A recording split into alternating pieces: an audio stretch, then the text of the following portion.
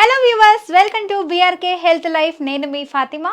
So ఈరోజు మనతో పాటు అయితే స్టూడియోలో ఉన్నారు ప్రముఖ ఆయుర్వేద వైద్య నిపుణులు డాక్టర్ చిట్టిబట్ల వంశను శర్మ గారు మనతో పాటు ఉన్నారు స్టూడియోలో. సార్ని అడిగి మరిన్ని వివరాలు తెలుసుకుందాం. నమస్తే సార్, ఎలా ఉన్నారు?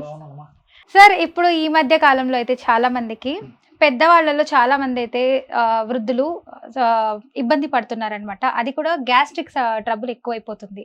అసలు ఈ గ్యాస్ట్రిక్ ట్రబుల్ ఎందుకు ఫేస్ చేయాల్సి వస్తుంది? అసలు ఎందుకు వస్తుంది గ్యాస్ట్రిక్ అన్నది చెప్పండి సార్, దాని గురించి వివరించండి.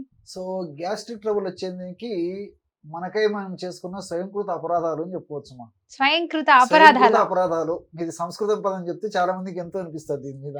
ఓకే. నేను దాని గురించి చెప్తామా. అంటే మనకు తెలిసి చేసేటువంటి పొరపాట్లు అని చెప్పుకోవచ్చు. అంటే దీనికి ఏంటంటేమ్మా, ఈ మధ్య కాలంలో చిన్నపిల్లల నుంచి పెద్దల వరకు నీళ్లు తాగడం తక్కువైపోయిందమ్మా. వాటర్ బాగా తీసుకుంటుంటే గ్యాస్ట్రిక్ ట్రబుల్ సమస్యలు చాలా వరకు రాకుండా ఉంటాయి.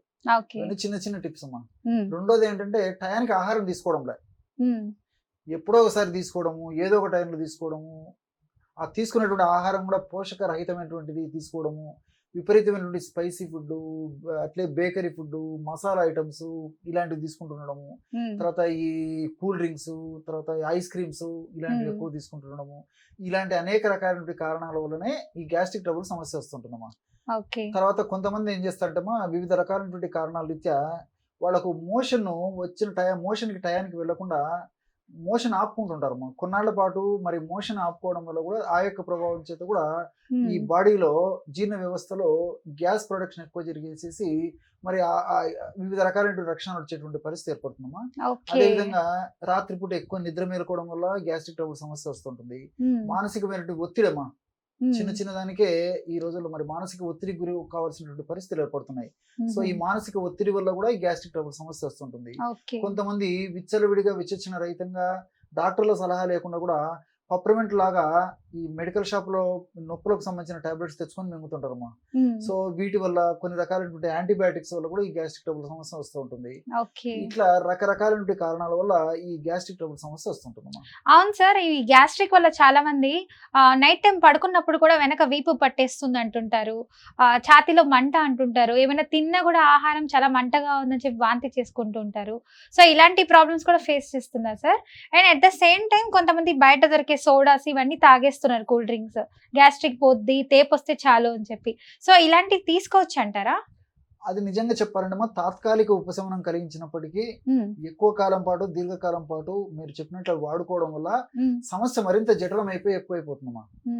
సో అది ఏమాత్రం క్షేమదాయకం కాదు, ఆరోగ్యదాయకం కాదు, ఆమోదయోగ్యం అంతకన్నా కాదమ్మా. కాబట్టి ఎప్పుడో ఒకసారి తప్పని పరిస్థితుల్లో మీరు అడిగినట్లు ఏదో తాత్కాలికంగా ఉపశమనమే కానీ అది మాత్రం అలా వాడుకోకూడదమ్మా. ఎందుకంటే ఇలాంటి పదార్థాలు వాడుకోవడం వల్ల ఆమ్లత్వం పెరిగిపోతుందమ్మా. సో బాడీలో ఆమ్లత్వం పెరిగిపోయే కొద్దీ లక్షణాలు పెరిగిపోతాయి. మన బాడీ క్షారత్వం ఉండాలి, అంటే ఆల్కలైన్ నేచర్ ఉండాలమ్మా, ఎసిడిక్ నేచర్ పనికిరాదు. సో మీరు అన్నట్లు ఈ సోడాలు ఇలాంటివి తీసుకోవడం వల్ల ఎసిడిక్ నేచర్ పెరిగిపోతుంది. సో ఈ ఎసిడిక్ నేచర్ పెరిగిపోవడం వల్ల రకరకాల కారణాలు గ్యాస్ట్రిక్ సమస్యలకు సంబంధించినట్టు ఇతర ఇబ్బందులు అనేకం వస్తాయమ్మా. కాబట్టి ఎప్పుడో ఒకసారి టెంపరీగా తగ్గడానికి పనికొస్తుంది తప్ప ఎక్కువ వాడకూడదమ్మా. ఓకే, అయితే ఇప్పుడు ఏం చేస్తే మంచిదంటారు సార్? చాలా మంది టాబ్లెట్స్ చాలా యూజ్ చేస్తున్నారు, అయినా గ్యాస్ట్రిక్ తగ్గట్లేదు అంటున్నారు. ఇప్పుడు సైడ్ ఎఫెక్ట్స్ కూడా చాలా ఎక్కువైపోతున్నాయి కదా sir. At the same times చాలా మంది ఉద్యోగాల కోసం అని చెప్పి రకరకాల ప్రాంతాలకి, ప్రదేశాలకు వెళ్ళిపోతూ ఉంటారు. సో ఫ్యామిలీతో ఉంటే ప్రాబ్లం లేదు, ఇంట్లో అమ్మ వీళ్ళు చూసుకుంటారు కాబట్టి. ఇప్పుడు హాస్టల్లో ఉంటున్న వాళ్ళ సంగతి, కొంతమంది ర్యాపిడోస్ అని చెప్పి అలాగే బైక్స్ మీద ఉంటారు. సో దాని వల్ల కూడా వాళ్ళు గ్యాస్ట్రిక్ ఫేస్ చేస్తున్నారు ట్రబుల్స్. సో ఏం చేస్తే మంచిది అంటారు? మంచి వంటింటి చిట్కా చెప్పండి సార్.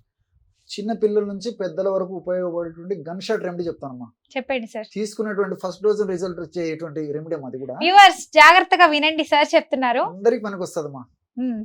ఇంగ్లీష్ మందులు అవసరమే లేదు.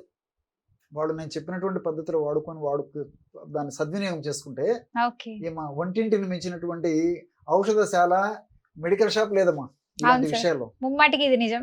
ఎగ్జాక్ట్లీ అమ్మా. సో సోంపు గింజలు వేయించేసేసి పౌడర్ చేసి ఒక 100 grams తీసుకోవాలి. అట్లే కన్నతల్లిలా కాపాడేటువంటి కరక్కాయ చూర్ణం, సో మనకు మార్కెట్ లో దొరుకుతుందమ్మా. కరక్కాయ పెచ్చుల యొక్క చూర్ణం అంటే మార్కెట్లో ఇస్తారు. సో అదొక 25 grams. సైంధవ లవణం రాక్ సాల్ట్ అంటారమ్మా, అదొక 10 గ్రాములు. ఓకే. కేవలం ఈ 3 పదార్థాలు బాగా కలిపితే బ్రహ్మాండమైనటువంటి గ్యాస్ట్రిక్ ట్రబుల్ సమస్య తగ్గించేందుకు ఔషధం రెడీ అయిపోతుందమ్మా.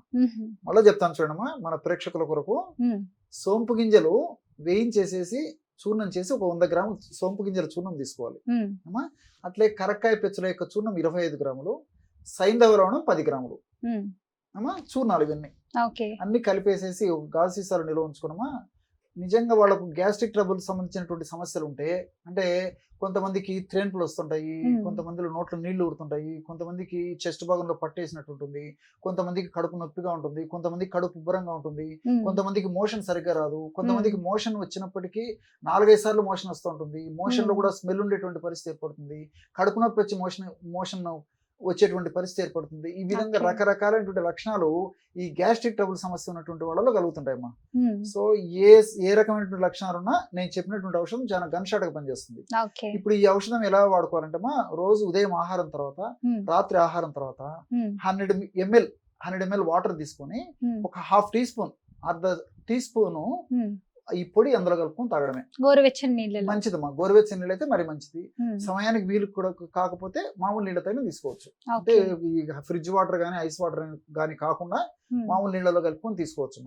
సో ఈ విధంగా రోజు 2 సార్లు నేను చెప్పినటువంటి పద్ధతిలో వాడుకోవడం వల్ల తీసుకున్నటువంటి తక్షణమే వెంటనే ఇందులో ఉన్నటువంటి ఔషధ గుణాలు మన దేహంలో జీర్ణ వ్యవస్థలో పనిచేసి గ్యాస్ట్రిక్ ట్రబుల్ సంబంధించినటువంటి లక్షణాలు ఏవైతే ఉన్నాయో ఆ లక్షణాలన్నీ తగ్గేందుకు దోహదపడుతుందమ్మా. సో కొంతమందికి ఏంటంటే ఇంకోటి కూడా ఇక్కడ పరిస్థితిని బట్టి చెప్తాను చూడండి. ఇక్కడ కొంతమంది ఏంటంటే ఈ రోజుల్లో ఏమంటే మరి నాగరికత తర్వాత ఈ కల్చర్ పెరిగిపోయింది కదమ్మా. సో వారంలో కనీసం 2-3 సార్లు ఈ ఏదో ఫంక్షన్ అటెండ్ కావాల్సి వస్తుంది, రాత్రి లేట్ అవర్స్ ఫుడ్ తీసుకోవాల్సి వస్తుంది, బర్త్డేను, మ్యారేజ్ డేను, లేకపోతే ప్రమోషన్ డేను, ఇల్లు తీసుకున్నామను, వెహికల్ తీసుకున్నామను, జాబ్ లో ఇంకోటి ఏదో నాకు మంచి అవకాశం వచ్చిందని ఏదో ఒక రూపంలో ఫంక్షన్స్ అయితే చేసుకుంటుంటారు. అవును సార్, చాలా మంది బిర్యానీలు ఇలాంటివన్నీ తింటూ ఉంటారు, మసాలా ఫుడ్స్ ఎక్కువ తింటారు. సో అది లేట్ అవర్స్ జనరల్ గా తింటుంటారు, తీసుకున్నప్పుడు హెవీ ఫుడ్ తీసుకుంటారు. మరి ఇలాంటి పరిస్థితి ఉన్నప్పుడు కూడా ఏం చేయాలంటే రోజు ఒక్కసారి ఒక స్పూన్ రాత్రి పడుకునేటప్పుడు ఒక 100 ml వాటర్ లో కలిపి రోజు తీసుకుంటుంటే చాలమ్మా.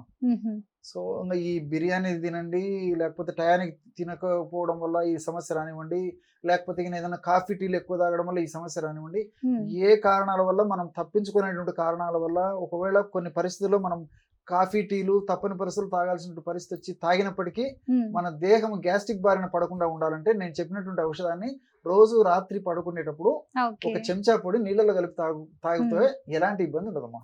చిన్నపిల్లలు అయితే కొద్దిగా డోస్ తీసుకోవాలి, పెద్దోళ్ళు అయితే డోస్ తీసుకోవచ్చు. Okay, thank you so much sir, చాలా చక్కగా చెప్పారు.